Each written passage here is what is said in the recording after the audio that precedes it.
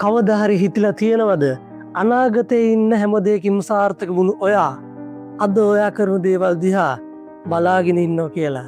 ටිකක් හිතන්න.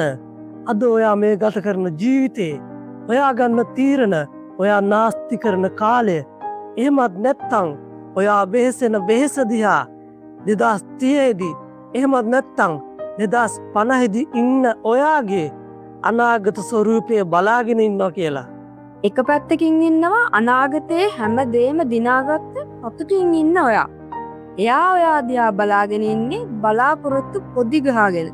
මොකද එයා ඔයාට කියනවා තව ටිකක් මහන්සි වෙන්න, තව ටිකක් ඉගෙන ගන්න.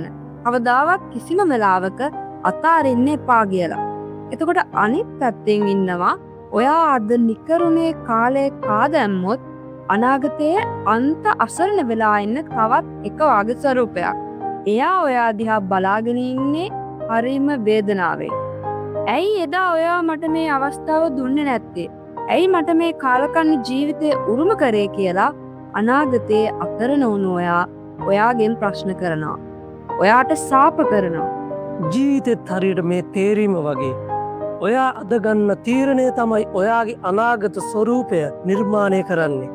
ඔයා අද කරන පොඩි වැඩේ පවා ඔයාගේ අනාගත අනන්‍යතාවය ගොඩනගන ගඩොලක් විදිහට ඔයා නොදැනුවත්වම ක්‍රියාත්මක වෙනවා. ඉතින් සමහර වෙලාවට ඔයාට හිතේ අද දවසේ මම වැඩ කළේ නැතත් කමක් නැහැ කියලා. ඒත් මතක තියාගන්න. අද ඔයා මග හරින හැම දෙයක්ම අනාගතයේ ඔයාට මග හැරෙන අවස්ථාවක්. ඒ නිසා කවදාවත් හිතන්න එපා අද ඔයා මේ කරන දේ වැදගත් නැහැ කියලා.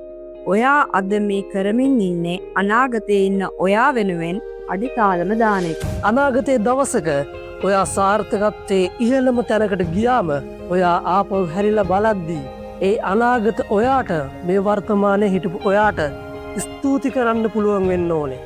අනාගතයේ ඉන්න ඔයා අද දවසේ ඔයාට ස්තුති කරන විදියට ජීවත් වෙන්න, දිගටම වැඩ කරන්න. ඔයාගේ සාර්ථක අනාගතය ඔයා එනකම් බලාගෙන ඉන්නවා.